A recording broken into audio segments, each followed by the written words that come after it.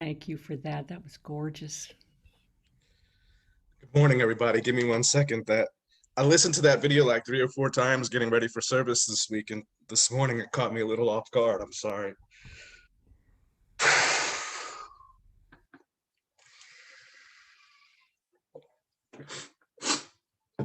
But I'm grateful to be here with you guys this morning.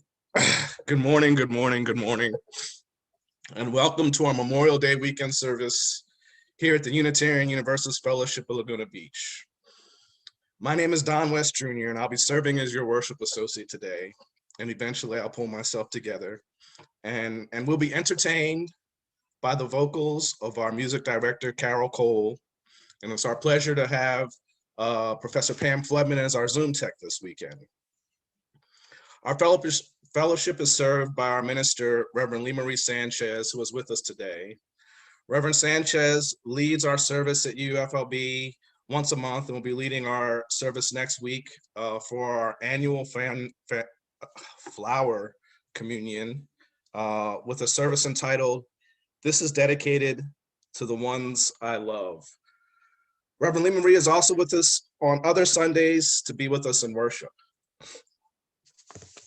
In Unitarian Universalism, we accept you for who and what you are.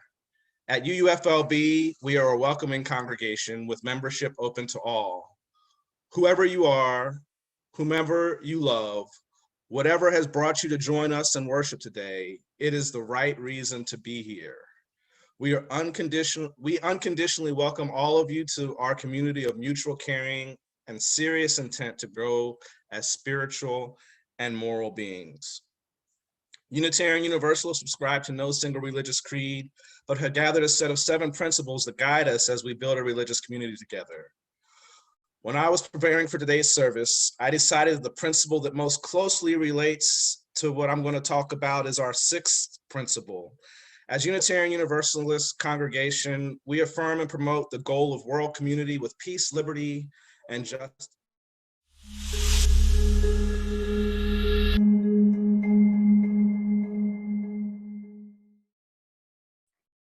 We appear to be having some technical issues this morning with Dawn's feed has frozen, so we have switched to me for the moment as the person who's being spotlighted. And so I think what we will do is continue with the service in terms of the aspects that I can lead with Dawn not present, perhaps with the help of Reverend Lee Marie as we move through the service. I think in the opening to our service, we always recognize that all Unitarian Universalist services across the country, across the world, begin with the lighting of a chalice as the symbol that we have for our faith. And so I'll lead you now in the lighting of our chalice. I have my chalice here at home, and I hope that you can also, if you have a chalice of your own, light the chalice together with us this morning.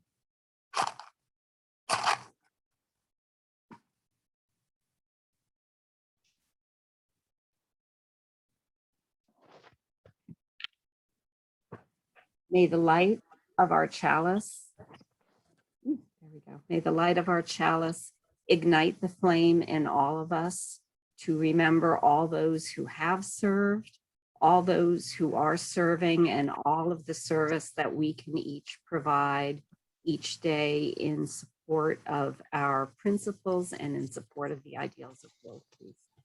Thank you.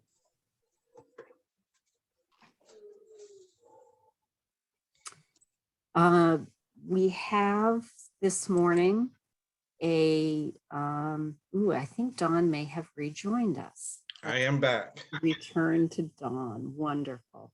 So Dawn, we have lit our chalices and are grateful to have you rejoining us again to lead the service. I apologize, Pam. I know you were going to jump in. I have no idea what you're going to do, but I bet you it was going to be awesome. So,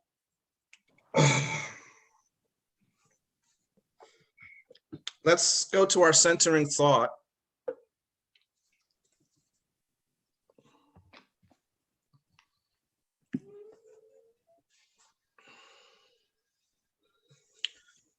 Our centering thought today comes from the gray hymnal, The Womb of Stars. You're going to be muted. It was originally designed as a, there's a line in the middle of the screen there, Pam. I'm not sure what that is.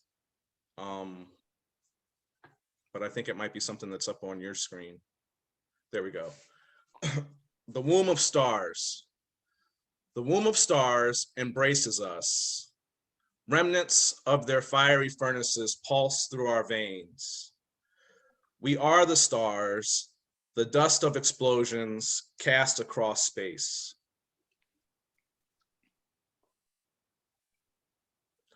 We are of the earth. We breathe and live in the breath of ancient plants and beasts. Their cells nourish the soul. We build our communities on their harvest of gifts. Our fingers trace the curves carved in clay and stone by forebears unknown to us.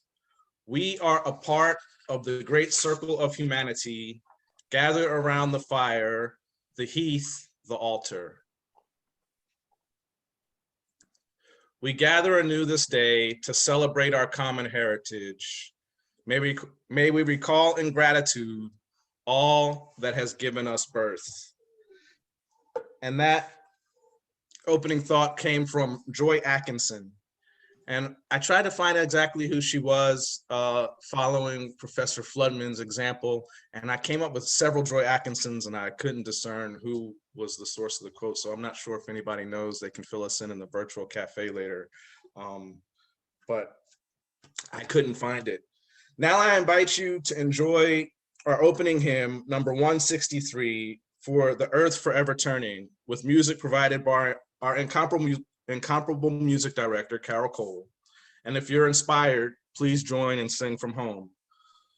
While we will be muted, sharing of the music is one of the best ways for us to connect. So thank you, Carole, for leading us in opening hymn number 163, For the Earth Forever Turning. The lyrics will appear in your chat.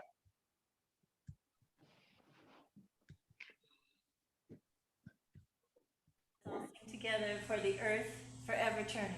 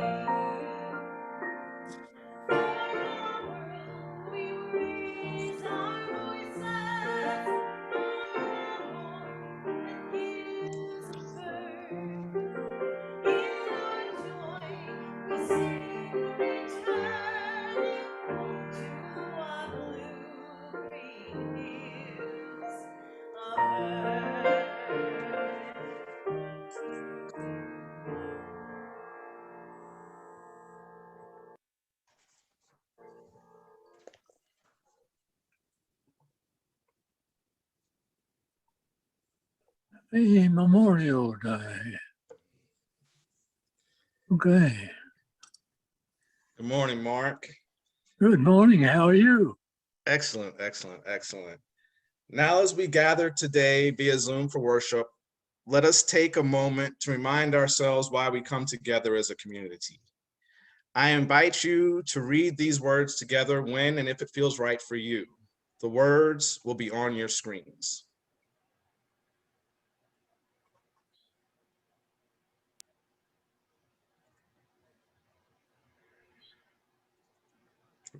I also invite everyone to unmute themselves as we read this.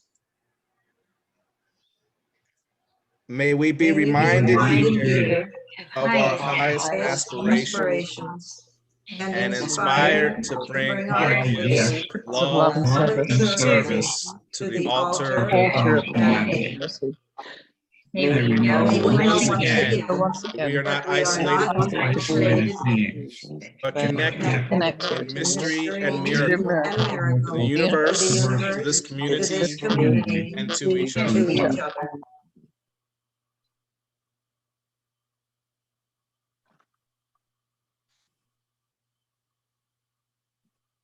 Our republic has sent military service people into 12 major war conflicts since its founding.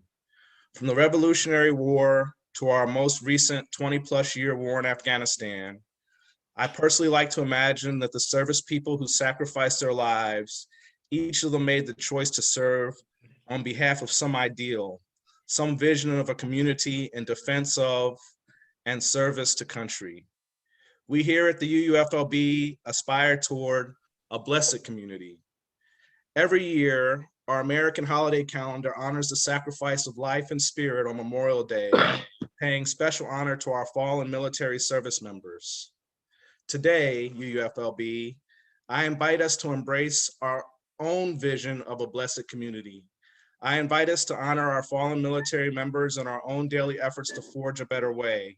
I invite us to come together on this Sunday morning and worship together in remembrance of America's fallen and the promise of a united, equally just community. Blessed be. Now is the time in our service where we have our joys and sorrows. We're going to pause the recording and so many wonderful joys shared. And again, welcome Lexi for joining us all the way from across the country. Very cool. We also want to make space and honor what we know to be the sorrows that went unshared today. So let's make space and hold room for that. It is much a blessing to be able to give as it is to receive.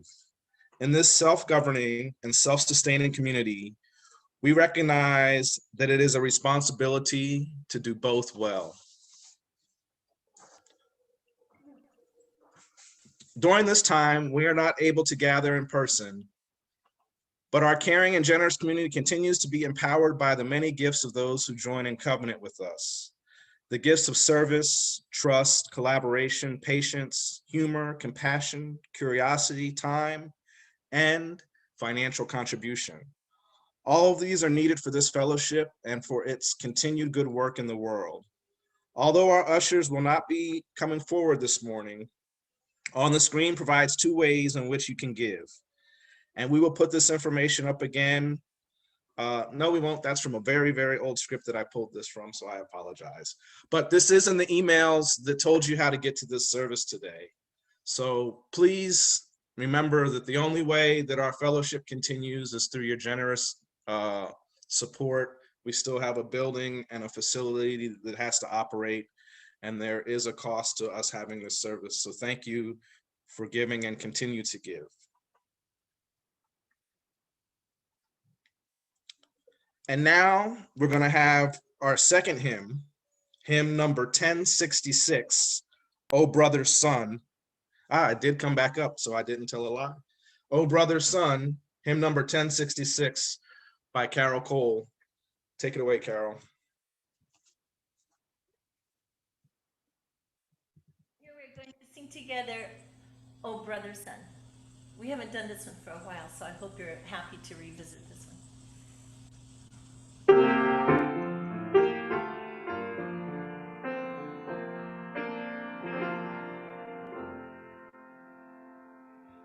brother, sun, you bring us light, shining round in fiery light.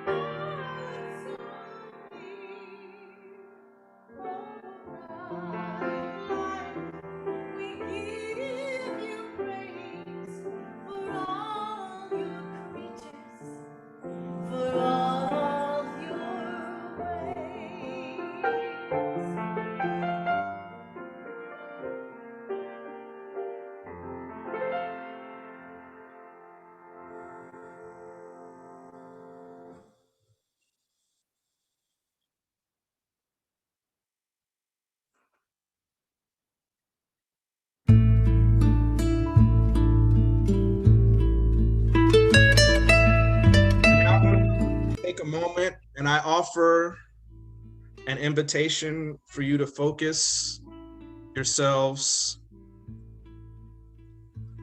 through a meditation. We're going to get the volume level just right, set the atmosphere.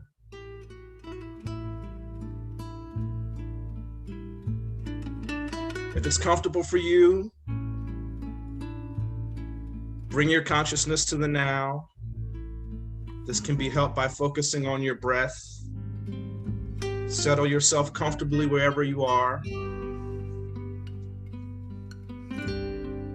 You may want to close your eyes. Feel your feet on the floor, firmly connecting you to the ground beneath you. Let your hands rest. Quietly, breathing deeply, focusing on your breath, allowing your shoulders and your jaw to relax. Allow your tongue to relax. And just focus on your breath.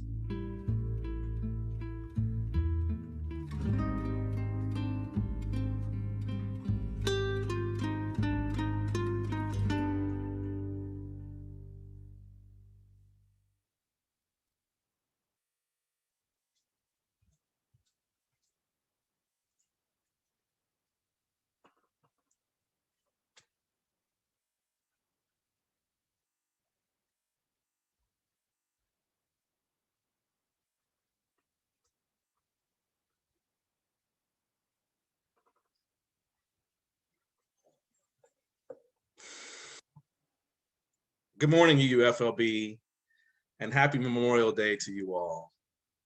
Thank you for allowing me to return again to provide this special holiday message.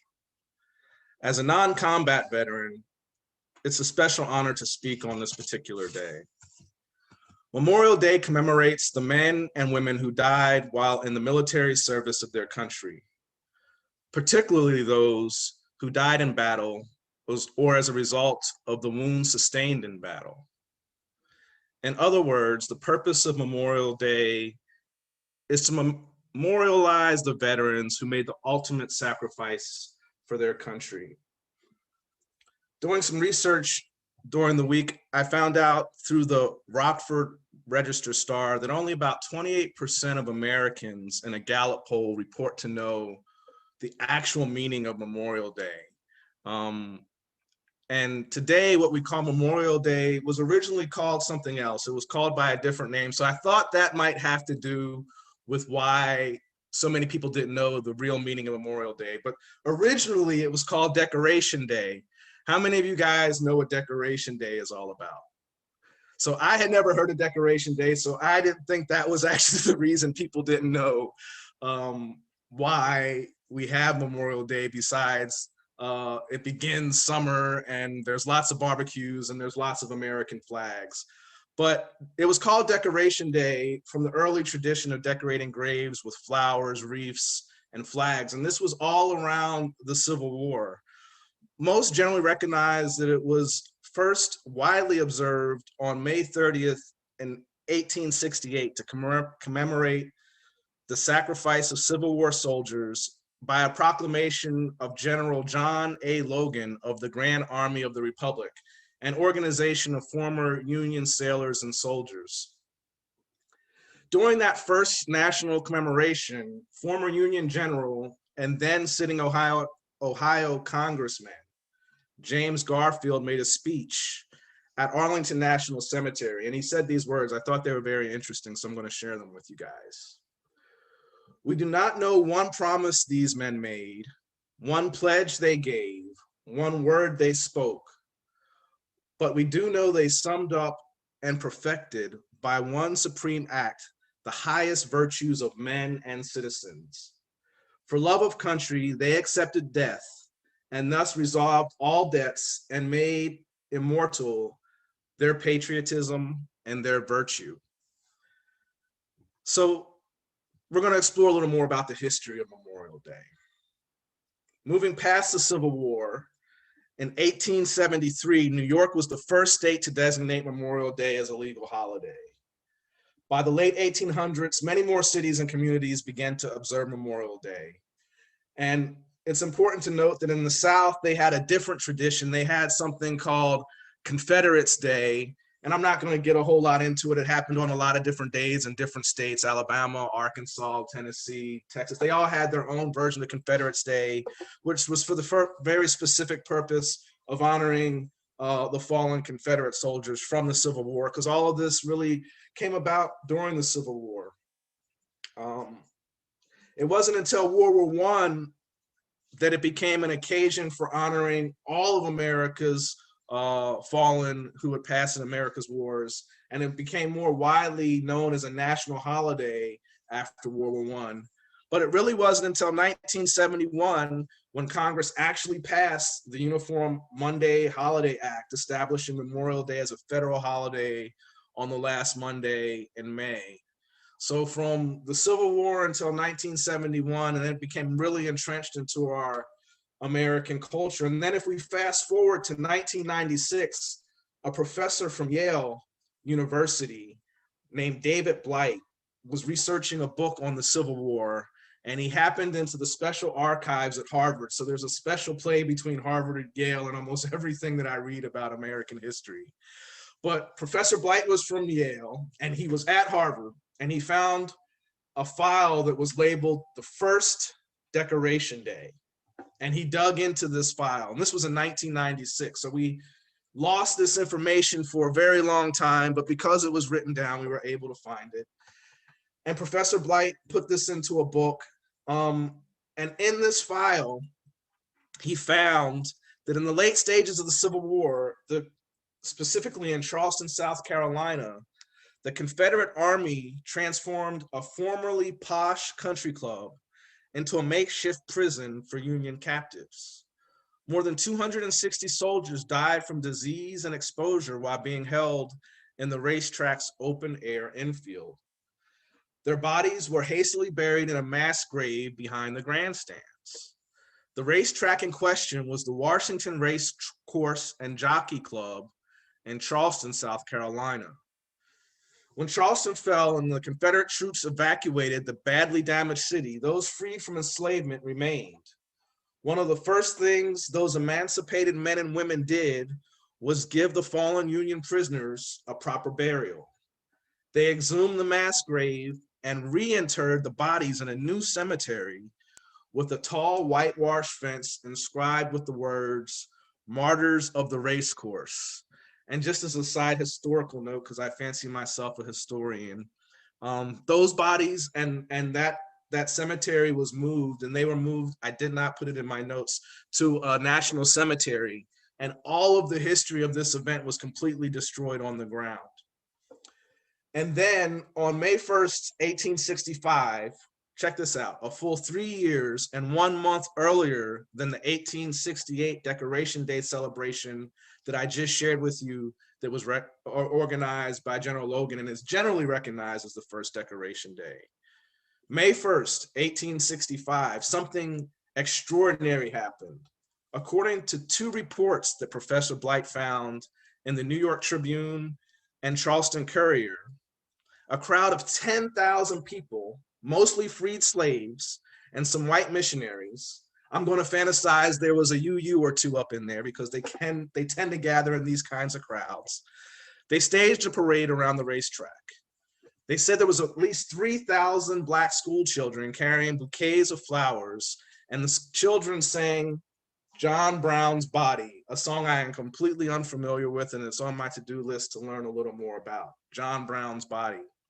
Members of the famed 54th Massachusetts and other Black Union regiments were in attendance and performed double-time marches, and Black ministers recited verses from the Bible. The post-Civil War residents of Charleston, South Carolina removed all evidence of this first Decoration Day held at the Washington Race Course and Jockey Club.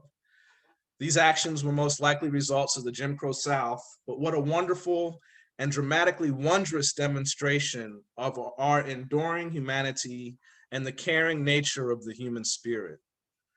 This Memorial Day in 2021 a full 156 years later, after those 10,000 souls marched, all of us, we virtually gather amidst what we hope is a receding pandemic, and we honor all those who have fallen in our 12 armed conflicts. While we know not what any of these fallen felt, thought, or held dear, as James Garfield aptly stated, we do know they summed up and perfected by one supreme act the highest virtues of men and citizens. For love of country, they accepted death and thus resolved all doubts and made immortal their patriotism and their virtue.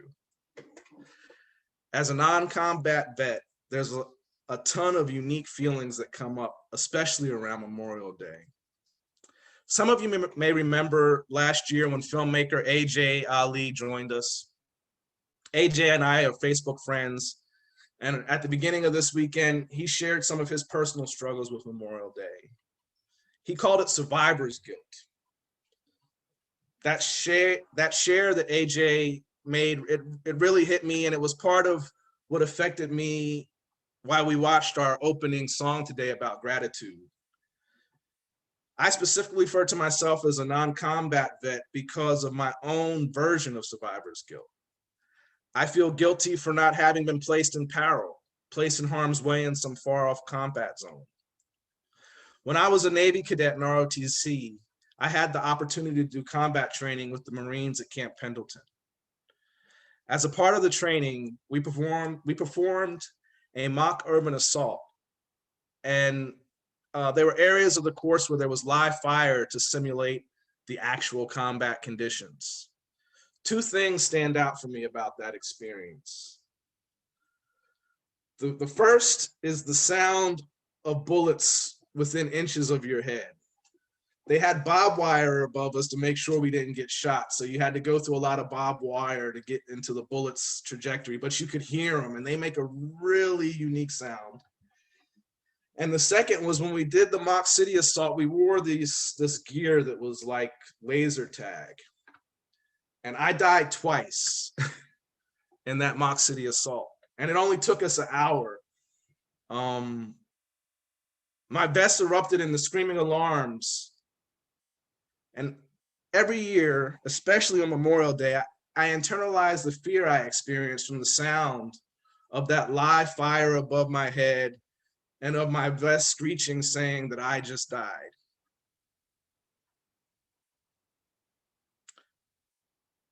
And I think to myself, what if it hadn't been a war game? Memorial Day honors those who made the ultimate sacrifice so that we could have this way of life. We are gathered here virtually as a spiritual community. As a Unitarian Universalist congregation, we affirm and promote the goal of world community with peace, liberty, and justice for all. In my own personal ruminations, I fantasize that all who have fallen embrace such a noble charge, the goal of world community with peace, liberty, and justice for all. But I also acknowledge the wisdom of James Garfield and that we truly do not know the minds or thoughts of our fallen soldiers. But we are here, UUFLB. We are survivors.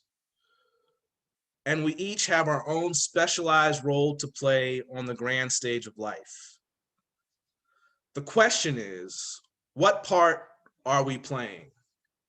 How are we working in our individual lives to foster and promote the goal of world community with peace, liberty, and justice for all? On this Memorial Day, I challenge each of us to find one actionable way we can promote the goal of world community with peace, liberty, and justice for all. I have recently started to explore the art of painting. So my personal commitment is to paint a canvas expressing the theme of blessed community. I'm not sure if any of you in this moment have any inspiration or anything that comes up for you, but following Donna's lead and stealing Donna's show, as I call it, I'm going to invite you guys to share with us anything that you might want to make as a commitment this Memorial Day to work towards our sixth principle of building community with peace, liberty, and justice for all. Is there anybody that has something that they might be willing to do towards this goal in our sixth principle?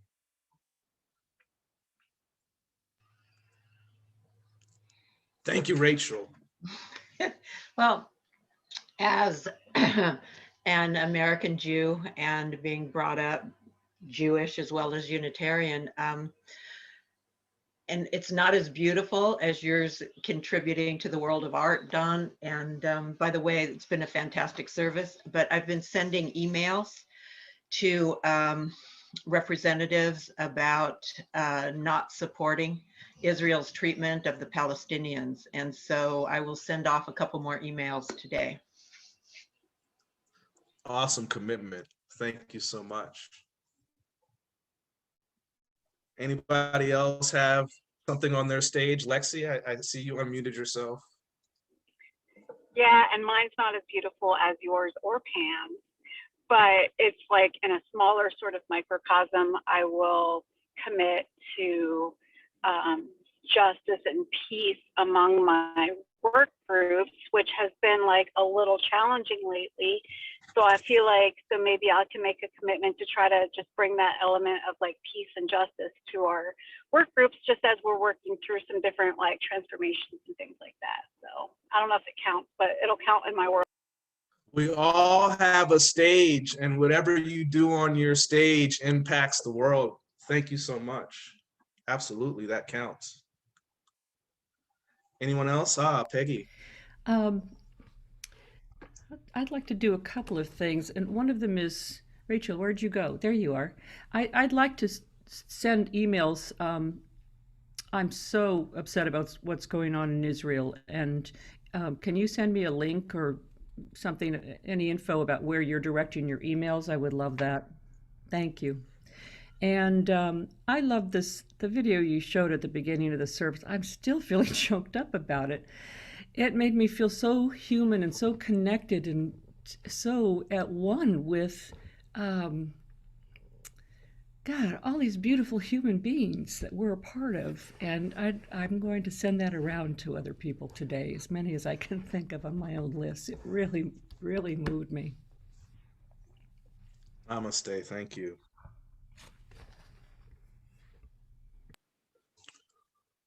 So thank you guys so much for sharing, and it was a really special video. So I also encourage you guys to share it with somebody today. Share that video with somebody today. It was a really cool video. I don't know how I found it. I don't know what I searched. Well, I do know I searched gratitude because I was feeling a spirit of gratitude, because it's really unique when we think about what we're doing here today, and some of the forces in history that have come up opposing just the right to gather for this purpose. And there's so many other things that are within our Constitution that haven't been perfected in our society, but have been protected by the sacrifices of those who have fallen, and we aspire to that blessed community. And I don't know when I became so sensitive. Maybe I'm going through menopause or something, I don't know. But I'm welling up again with emotion. It's a middle-aged thing, perhaps. I'm seeking to embrace more of the duality of all of it. So we have come to the close of our service. And at the close of our service, we typically extinguish our chalice. So I invite you to extinguish your chalice. I didn't prepare any special words, but I'd like to thank you all for joining us in community today. And again, in the spirit of Oakley's example, when we're together in the fellowship, putting together what is the call to action. The call to action is to do something to memorialize, actionably memorialize the sacrifices of those and all of the 12 conflicts that were major and all of the minor skirmishes and conflicts that have made it possible for us to be the free Americans, free thinking Americans that we are today. So thank you for joining us at the UUFLB this morning. That will conclude our worship service. And as we always do, we will end it with our closing song, Let There Be Peace on Earth.